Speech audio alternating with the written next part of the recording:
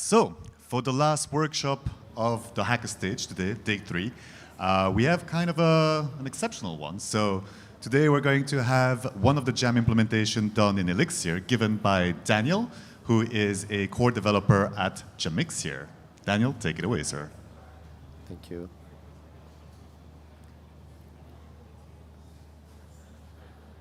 Hello, everyone. How's it doing? Are you tired? Okay, so do you have a little bit more energy to see a little bit of code? Yes? Okay, take a seat. Well, I'm very happy to be here. This is my first time talking to the Polkadot community. It's pretty amazing how things worked out, because like 1 year ago, I didn't even know what Polkadot was. And I went to the Polkadot Blockchain Academy in January and learned a lot about Polkadot and fell in love with you guys. Fell in love with this place, with this kind of energy. And that's why I'm here. I decided to go full in JAM. But this started a long time ago. When I was 8 years old, this is my first computer. This is little Daniel. And when I started writing code, actually, I didn't know anything about writing code. The way I started to write code was just by copying code. I bought some magazines in bookstores that had like codes in BASIC, and I wanted to create a game, so I didn't know what all those lines of code mean, but I knew that if I typed that, I could run a game. And this is how it started.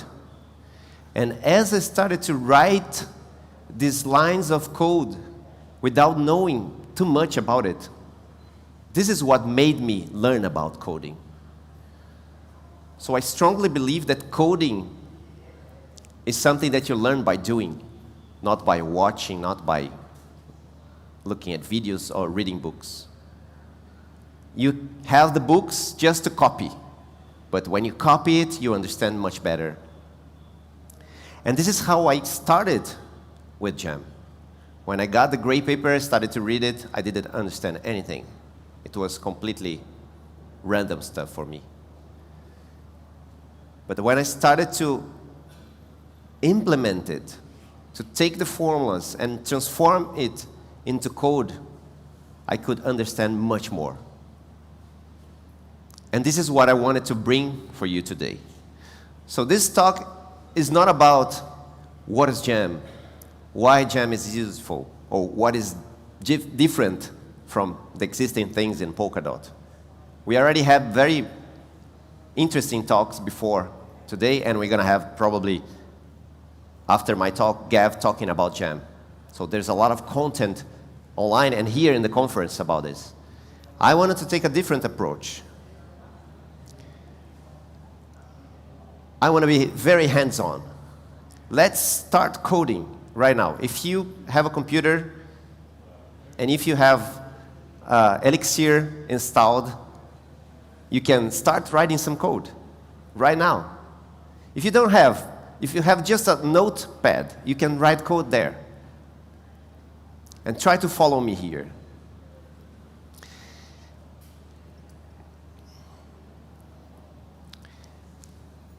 But first, just a brief introduction about why JAM is so interesting. If you take a look at JAM and read the gray paper, you see that JAM is a bunch of very breakthrough technologies all put together in a single piece of software. So take erasure coding, RISC-V YAMLs, VRF ring signatures, Quick. So there are many different aspects of technologies that are very modern, and JAM has most all of them. Much more than any other chain that you can find out there. But this is not just like names in the JAM space.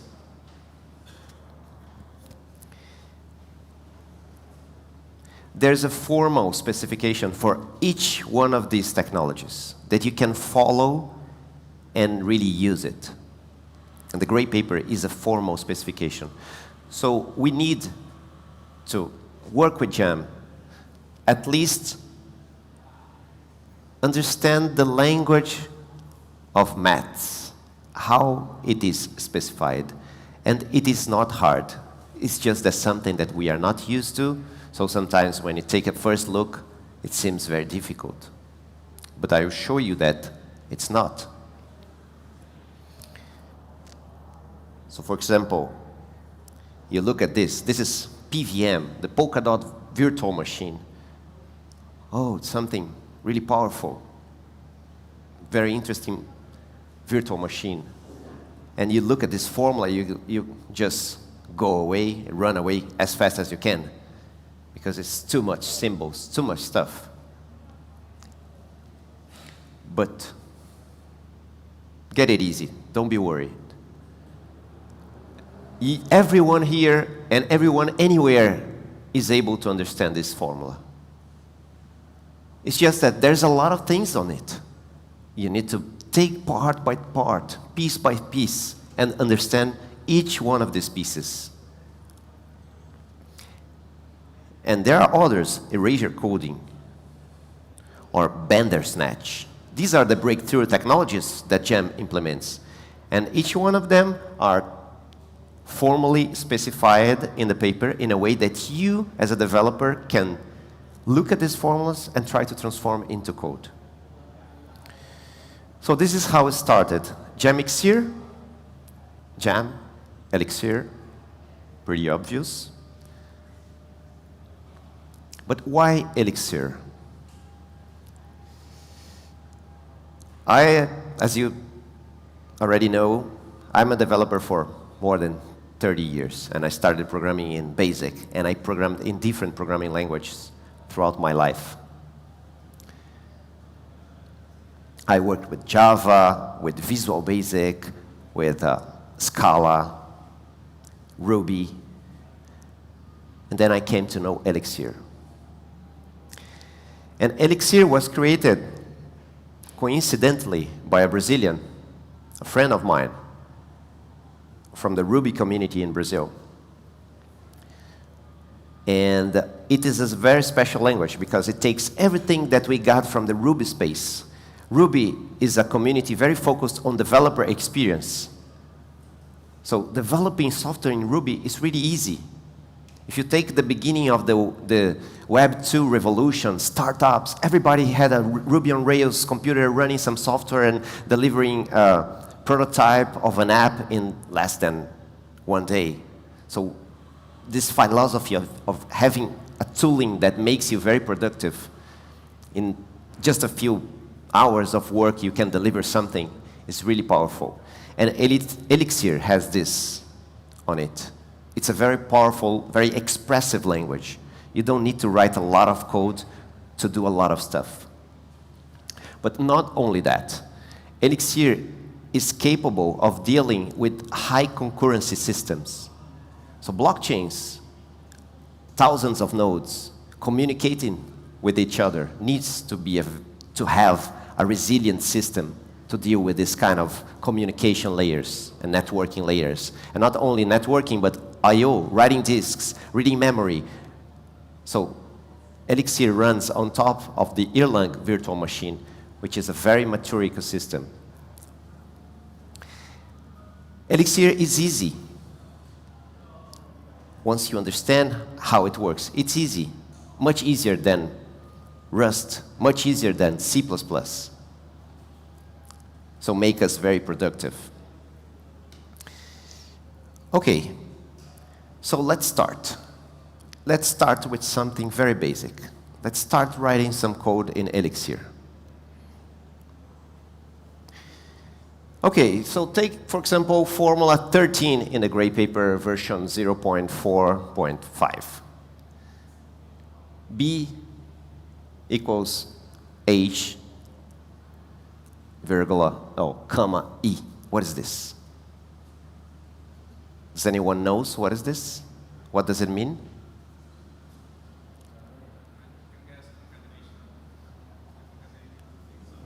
Concatenation. What do you have something, Max? Yes, the block, a block in the blockchain space. A block is the combination of two information, a header and the extrinsics. So what is a header? It's defined later, but everything in the gray paper, you must know that if it's there, it is explained there. If it's not explained there, it's explained someone else in the gray paper. So you just need to find a way to navigate through this formula to understand each letter. But each letter has a meaning. And as you start to read it, you'll get very familiar with these letters. So every time I see this H anywhere in the gray paper, I know it's talking about the header.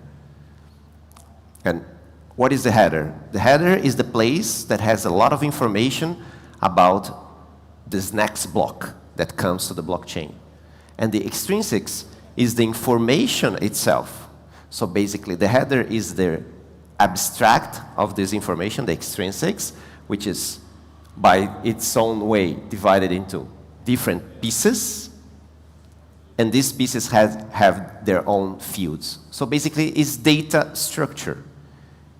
It's like if you think about a JSON, it's just JSON with fields, with some information, like the timing of the header, or the hash of the information that is there, or the name of your grandma. Doesn't matter. There are information there. It's so simple. And how I can translate this into code? Because I'm a developer. I don't want to just read formulas. I want to write formulas in code. In Elixir, it's very simple. I just create a model called block, because this is a block in the end. And this block is composed by a header and each extrinsic. Done. That's it, nothing else. I don't need to do anything else.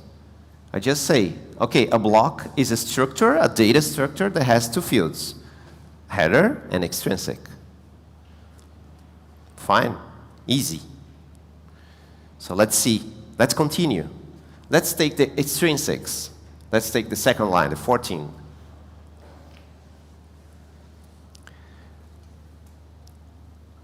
The extrinsic is the data structure that has 5 fields, 5 kinds of information, 5 properties.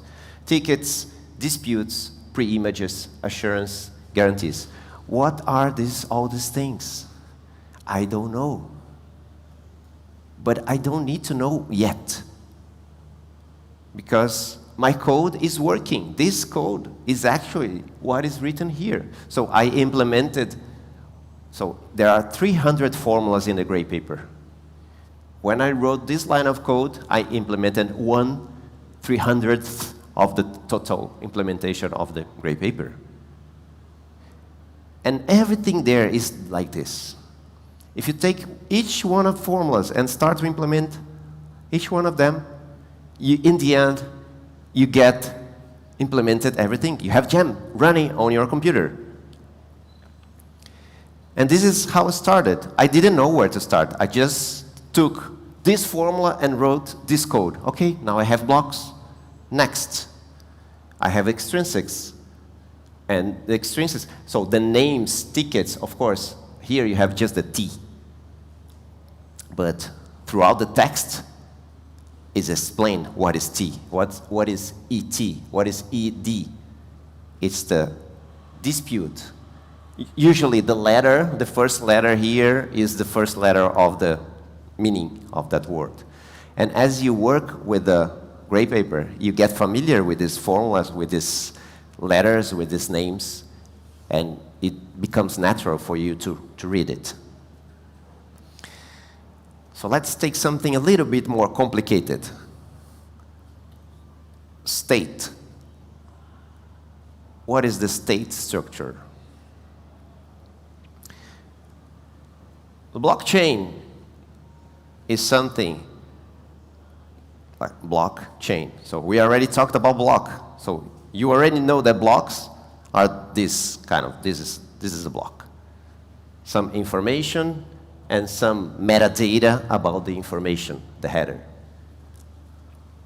So you have some information and you have some metadata about this information. Okay. And then you have the blockchain. What is the blockchain? Is the concatenation of this chain of blocks, but you do this in a very special way. And you store this in a place we call state, the global state, the actual what is right now happening in your database. So the state is your database, is the data written into your computer. And this data is enormous. There's a lot of fields, a lot of things on it. Alphabet, almost all the Greek alphabet over here. I think if, when Gav was writing the gray paper, if we had just 2 more features in JAM, it wouldn't fit in the Greek alphabet. But fortunately, he could fit it. Because why he's using all these Greek letters? Because as you read the paper, every time you see this little Greek letter, you will remember that concept.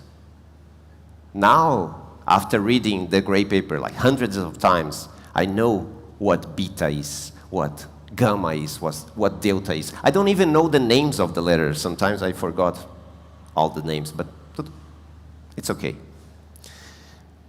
I have to study Greek.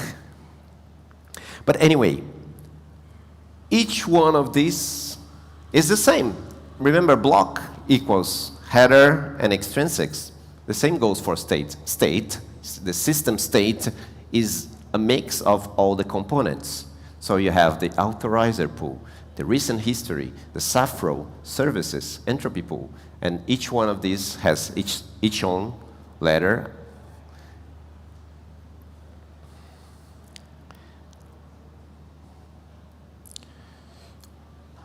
How are you feeling up until now? Are you following me, or are you completely lost? Does anyone have any question or any comment on what I just said? Is it? Yes.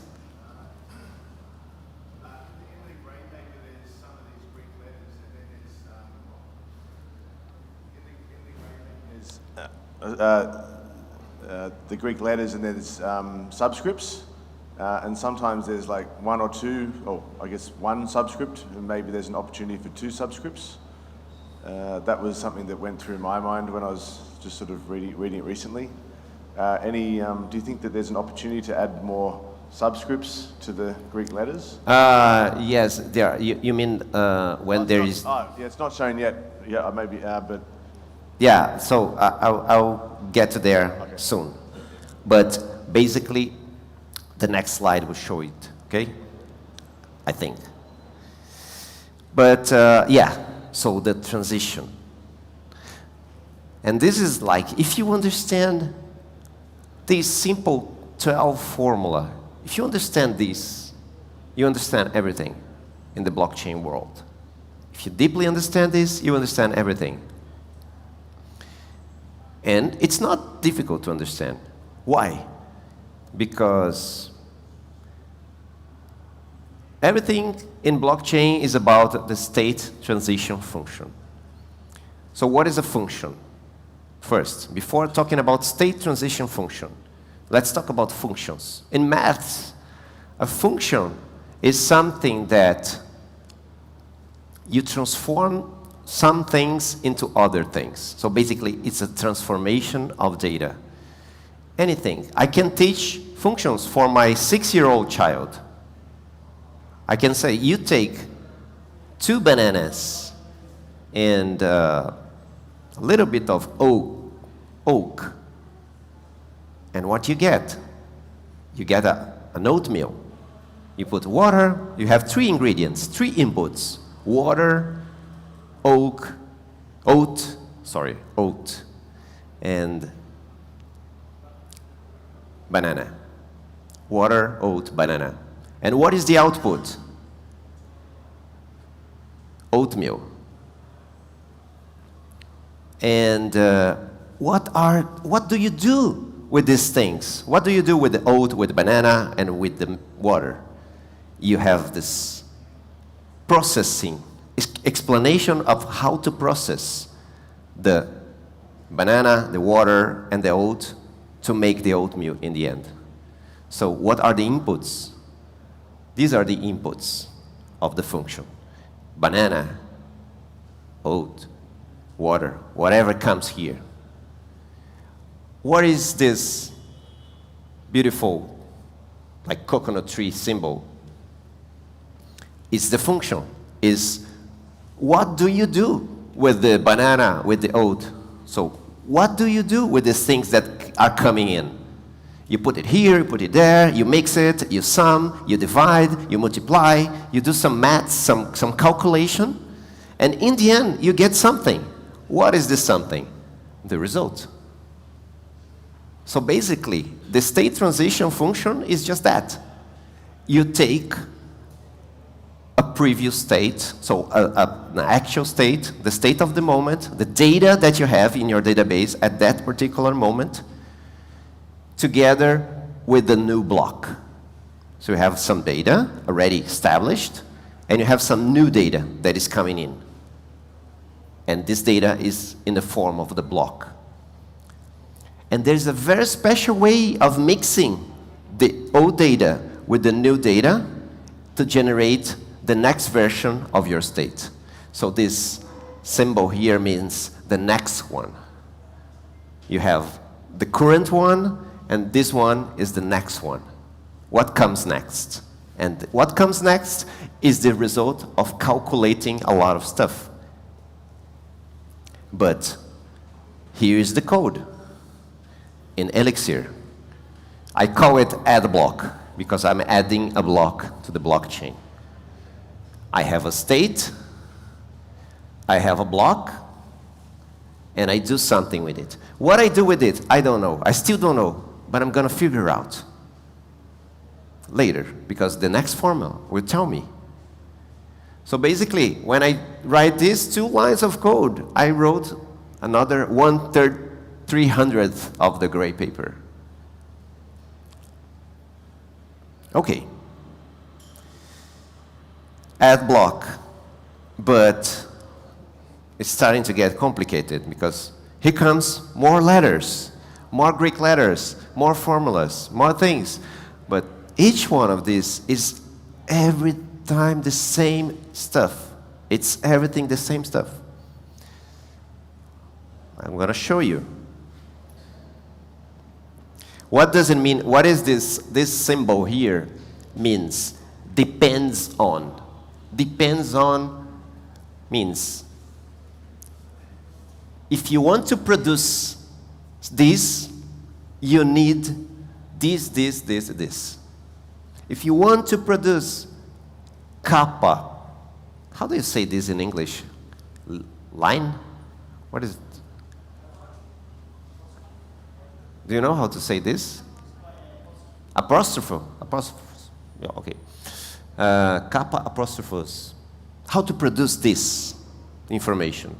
You take the header, you take the tau, which you don't need to know what it is right now, but it's okay. You take lambda, you take kappa, and then you get this. And then you have to do the same. You have to process, have some function that takes these 4 elements, do some stuff with it, and then the result will be this. And, okay, so let's start writing some code. This is how I started to write the JAM. If you take the first commit in the JAM Elixir repo, you're going to see me doing exactly this. Like taking these formulas, each one, and after this, like let's say 10 minutes, not more than that, I implemented 10 formulas of the gray paper. These are the easy ones, but I'm getting progress. I'm getting better. Okay, so the time slot. I chose to use this because in Elixir you can't put the apostrophes in the name of variables. So I chose to use this underline as the symbol of the apostrophes. But the time slot, the next time slot, is something that depends on the header. So it's a function that takes the header and calculates the next time slot. And then you have this intermediate information that you need to then calculate the next beta. So I call that history data, get history data based on the header and the previous state of previous history in the state. So remember, the beta, I'm going back here just for you to remember. What are these Greek letters? They are elements belonging to the state, to the whole state. So every time you see a Greek letter, you know you're talking about the full state. Every time you see these non-Greek letters, you are talking about extrinsic data, like blocks, headers, and things like that. So Gav chose very, very carefully each symbol, so you don't make confusion when you read it. It looks confusing in the beginning because you don't know that. But as you read, you understand that each choice, each symbol choice, is for purpose because it's communicating something for you.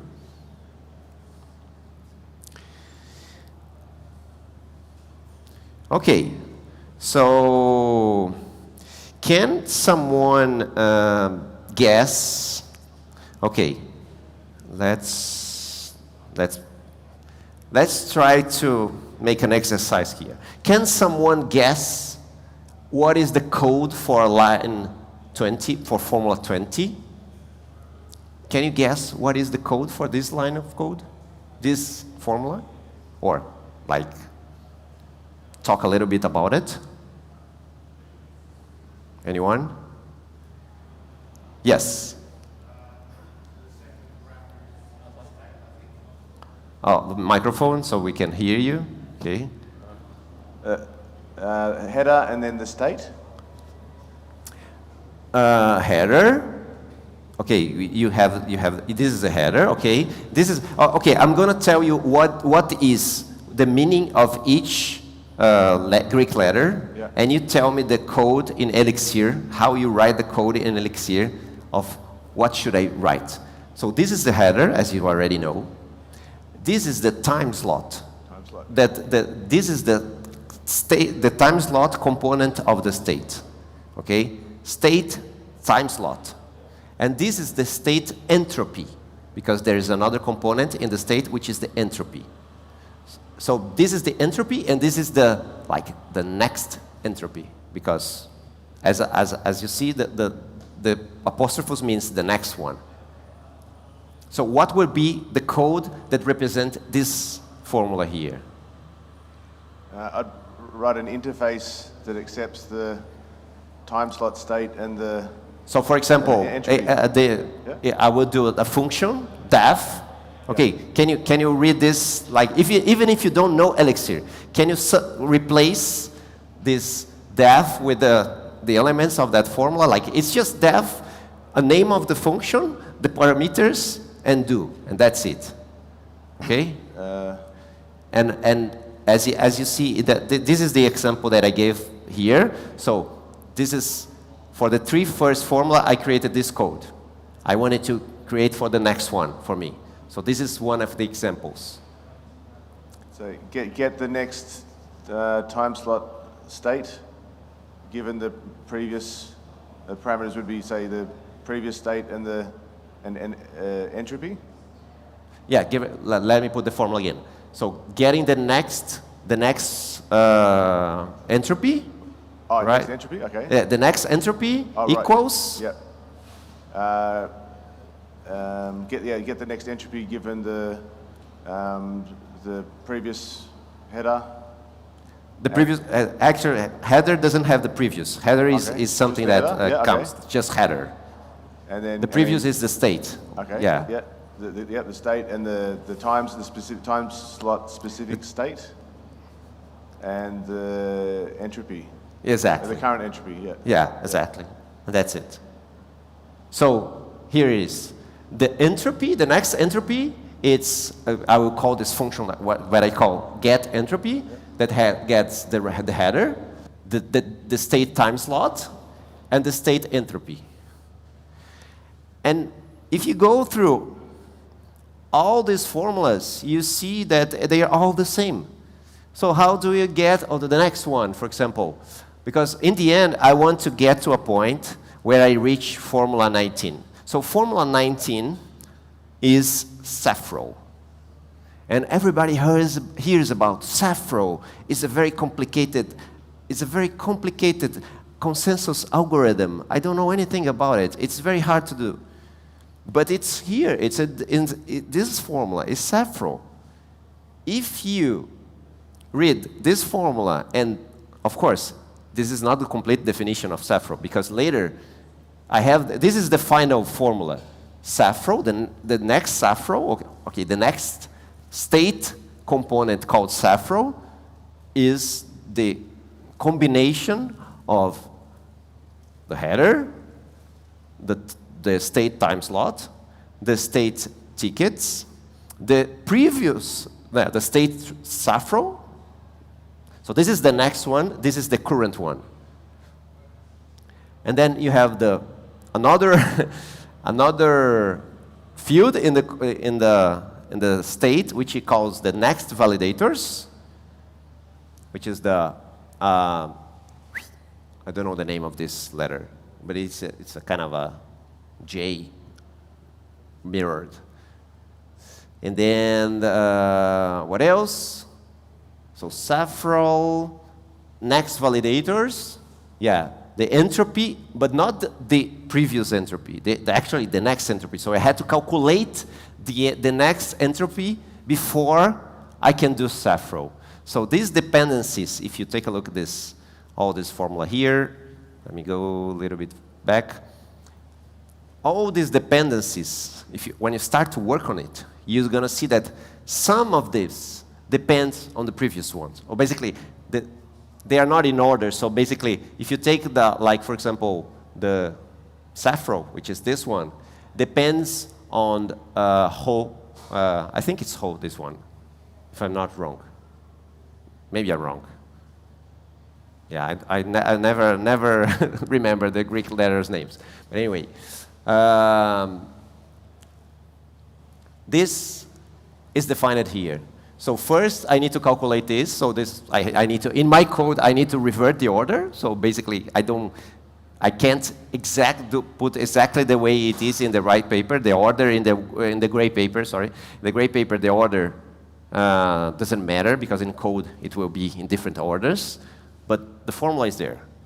So I calculate this, and then I have it available to calculate this one. And then I calculate this one, the kappa apostrophos. And then I have this one, which is the judgments. So to calculate the judgments, it's very easy. I just need the disputes components of the extrinsics and the state judgments. So again, this is what I was doing when I started developing JAM. And as you move on, as you write some code, you understand, you go to the next formula, and there are some more complicated formulas, of course. Let's talk about some of them. So for example, you have data encoding.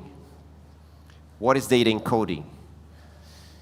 Well, somehow you have your own data structures in your programming languages, like you have a JavaScript, you have JSONs, or if you use like Java, you have objects. If you use Ruby, you have classes. Depending on the programming language that you are using, and this is the beauty of JAM, everything is defined mathematically. So in the end, you will have to transform your data structures in your programming language into a binary or into a binary data representation that everybody understands. So Gav put in the gray paper, how do you transform your data into a binary that can be readable by any node? So, for example, take this, encoding of new. So this symbol, this little ball with a slash on it, means new. So every programmer is familiar with the new, the concept of a new object, something that is not defined, or actually it's new. In some programming languages have the new built-in, some of them doesn't, but there's a way to represent it in your programming language. So basically, if you somehow have a value in your state, so imagine that your, let's say, the entropy value is new. It's not defined yet. And you want to encode it. You want to transform it into a binary, or let's say, data that you're going to send through the network. So the way Gav defines how do you encode new is you just don't put any data. It's empty. It's empty. So basically, it's a 0-byte information. So new, the definition of new in terms of bytes is it's a 0-byte information, nothing. Just don't say anything. It's 0. Okay, and how do I encode X that belongs to Y? So what is Y? It's defined in the first chapter. Y is a binary. Basically, it's a sequence of bits, a sequence of bytes or octets, to be more precise. So 8 bits form a byte. So when you have a sequence of, let's say, 10 bytes, you have Y. Doesn't matter the length of the sequence. You have how many bytes you want in a sequence, this is Y. So how do you encode a binary? So basically, Y is a binary. So how do you encode a binary? It's just a binary. You don't encode it. It's just like, if you have the bytes, you already have the bytes. You don't need to encode it. So basically, when you try to encode something that is already a byte, you just return it. And how do you do it in Elixir? Very simple. Okay. Skip this formula in the middle for just a while, but this first one, so how to do it in Elixir, and this is the beauty of this functional programming language, because if you take the definition in math and the definition in the language, you see that it's almost identical. You basically have, what is the encoding of new? It's an empty string, empty byte string. What is the encoding of X when X is a binary, when X belongs to Y? It's X. So you read this formula and you read this, you read the same thing. You don't have even, the only clutter that you have, let's say in Elixir, is this do thing, which is similar to this three. What do you do? So it's that it would be, if you had a symbol like this in Elixir, it could be like this one, and you don't need even the do syntax word. And then there is this more complicated thing that I wanted to explain for you. What is this? Arrows, up and down. Confusing. Not that much. So imagine that you have a byte string or an array or some data that has, you don't know exactly what is the size of this data. When you encode a string, and if this string has a variable size, it can be a 10 byte string, or it can be a 20 byte string. How do you know how to encode it? Or more specifically, how do you decode it after you encode it? Because you can just send the byte string. But if it's variable, when someone is taking it to decode, it needs to know how many bytes it will read when it's decoding. Because remember, I have some data, I will send this byte through the network, and someone will decrypt it or decode it and transform it into its own data structure. So imagine, I have my Elixir modules, I need to create this byte, I send this byte to the network, to the other validator, to the other team that has like, I don't know, Golang implementation, and it takes this binary and it needs to decode it. So when it finds some field that has this kind of structure, it's variable, what it's going to do? Basically, I encode it this way. I encode the size of this structure. So basically, instead of just encoding the bytes, as I did in this specific, when I encode something that is this variable size, first, before encoding the thing itself, I encode the size of the thing itself. So basically, I put the amount of bytes that will come after it. So the size of X. So encoding this, what I call variable size information, basically is encoding the size of this information concatenated with the encoding of the thing itself. And if you read the formula, you see it's, again, identical. You have this X, which is like a variable size thing. This is the way I do it in Elixir. A little bit. I can't write these arrows up and down in programming language, so I need to find a word to represent this. I chose variable size, and I say, okay, your X is a type variable size type. And then when I do this, I know that this thing has a size and a value. The size is the size of the value. When I create this thing, I record in the size the amount of bytes that I have in the value. So I can use it as a field here. And then I can encode it. And after I do this, I can encode the whole block. And you look at this formula, you get crazy. You say, I'm going to take years to understand what is this. But actually, you don't need too much time. You can understand in 1 minute. I will explain to you. Because all of this, everything that is here. Everything. It's just that there's a lot of components in the header, in the block. And you have to encode all of them in a specific order using. When there is variable size, you need to use the variable size. When there is no variable size, you need to use the proper encoding. So basically, encoding the block is about encoding the header. First, you start encoding the header. And then later, in the paper, it's explained how to encode the header.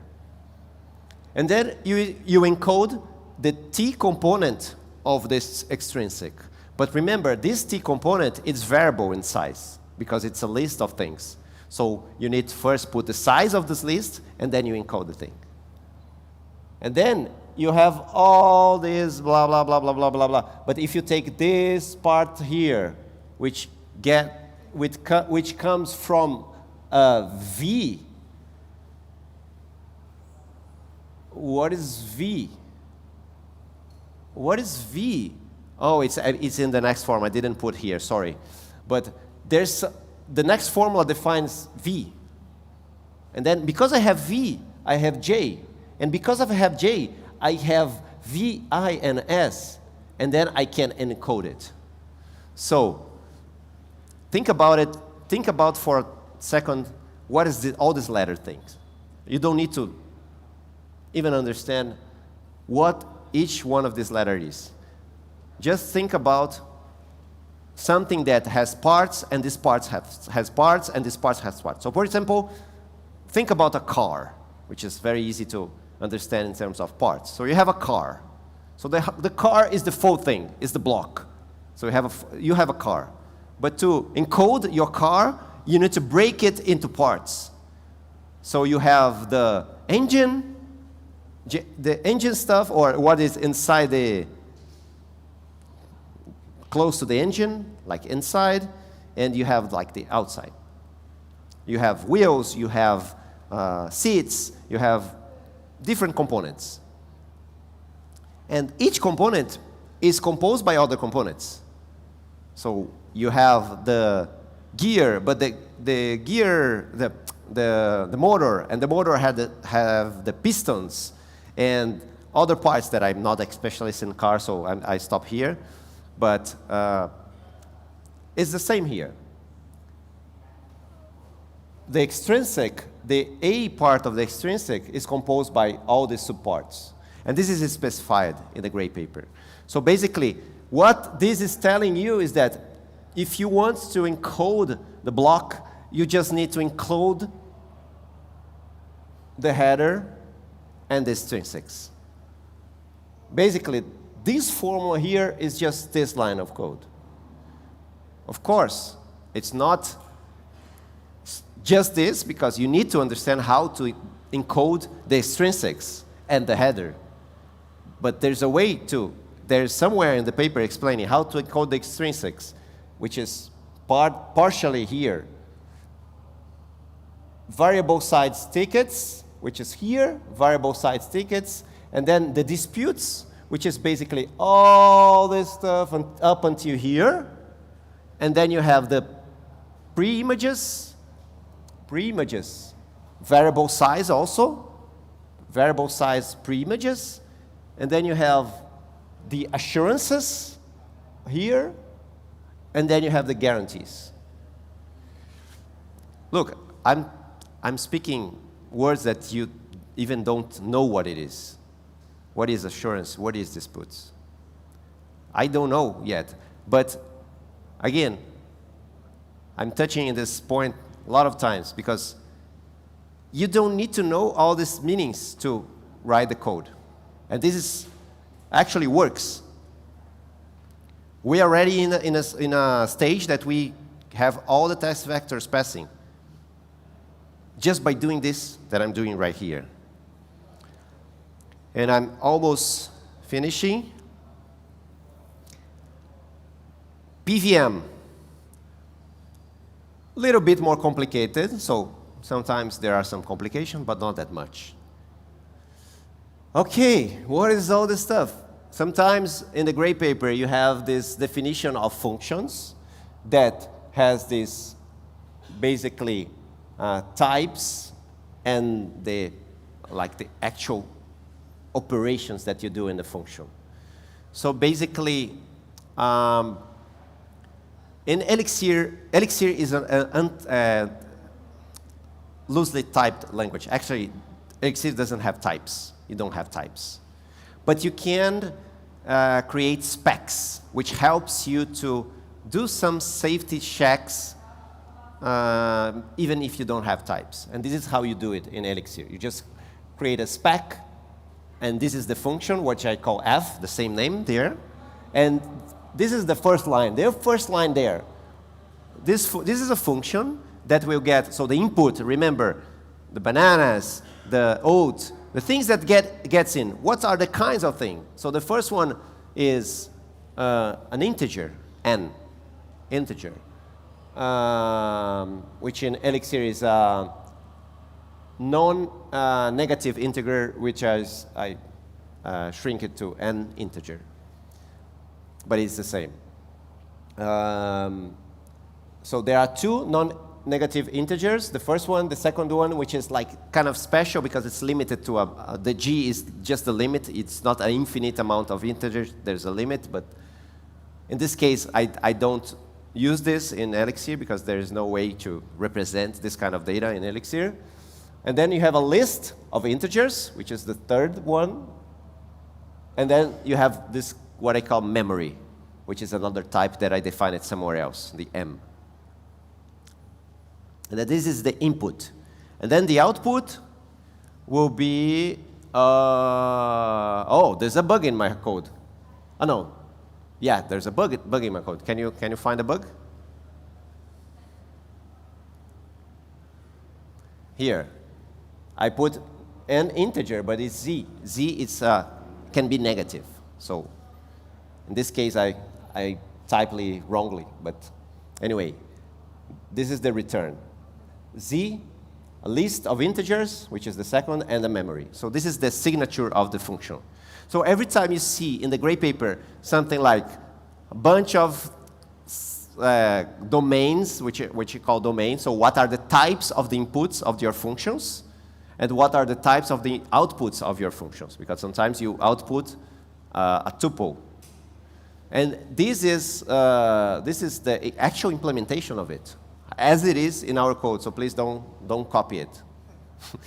But it's so simple that it's just, look, if n equals guess, if n equals guess, do what? Call the host, which is another place of another function called ho_g, which I call remaining guess in another module, that takes the guess, the first parameter, or the second parameter, which is guess, the registers, which is the second one, the third one, and the memory. So basically, this is defined here. If n equals guess, this is what you need to do. Otherwise, this is what you need to do. You return a tuple that has, well, the first element is the guess. So take the guess and subtract 10. And then you create the next version of the registers, which will be the concatenation of the first 6 previous registers, so the W, which is, in Elixir, I have this is a special way of taking some amount of elements from an array. So take 7, so take the first 7, and then you concatenate with what, which is like what you are changing, which is a symbol, meaning it's a constant connected to some number, and then the rest. Basically, what is here is what is these 2 lines. And then you have the memory as the last parameter. So basically, if you look at this code, the only clutter that I have is this Elixir way of taking elements from an array. So there's no pretty way to represent from 0 to 6 of an array. So I couldn't do like something like register 0.6, something like that. It's not possible in Elixir. Even though I could create a macro to represent this, but this is maybe a topic for another talk. But this is the way I take the first 7 elements of a list. And that's it. And we are done. Let me see how much time. I don't have too much time.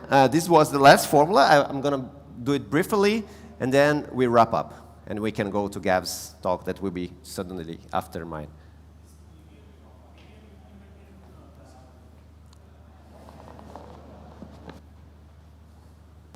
PVM implemented in Rust, right? Sorry? PVM is implemented in Rust programming language, right? Yeah, PVM is, we have PVM implemented in Rust, but there are... So whatever you showed is for understanding purpose, or actually, yes, there are some parts of PVM that are implemented. Actually, the PVM itself is implemented in Rust. But the way I communicate from JAM to the PVM is described in the gray paper, and you need to implement it in your own language, or you can implement it in Rust as well, if Rust is your programming language. Okay. And you can also implement PVM in your programming language if you want, but I don't advise you to do this.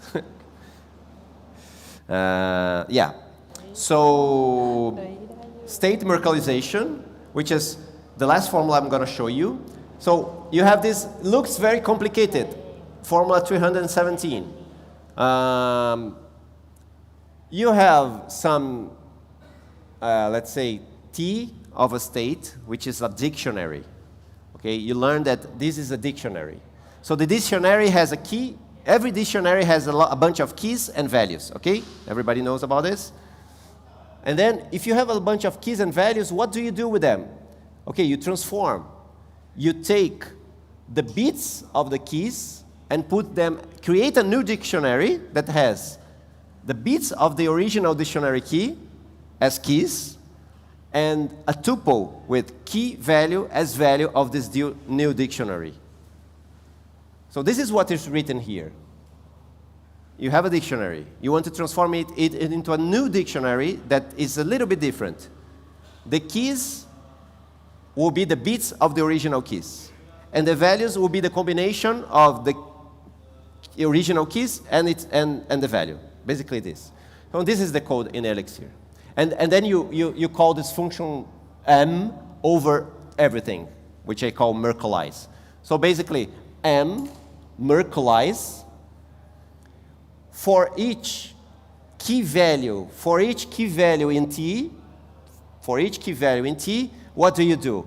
You create a tuple that has the bits of the key and the tuple key and value. And then you transform this into a dictionary. So this is the code in Elixir that actually implements this.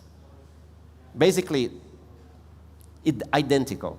The only thing that is a clutter here is this like enum into, which means because this will return a list of tuples, key values. This is the key, this is the value. So it will create a new list that has tuples of 2 elements. And in Elixir, to transform this into an actual dictionary, you have to run this. And that's it. Okay. Of course, we could go further, a whole day workshop where we could actually write some code. My objective here was to invite you to understand that writing JAM is not a thing of the other world. Everybody here can work, can collaborate, can learn some stuff by reading the gray paper and implementing it in formulas. And I invite you to do this in Elixir because it's fast, it's functional. So as you can see, the formulas and the code are very similar, almost identical sometimes. So reduces the complexity of implementing JAM. And if you want to join us, you can scan this QR code. Jamixir is our Telegram. We can talk. There is our community. We have also a Twitter. You can follow us and follow me on Twitter. I hope to see you soon, anytime. Thank you very much.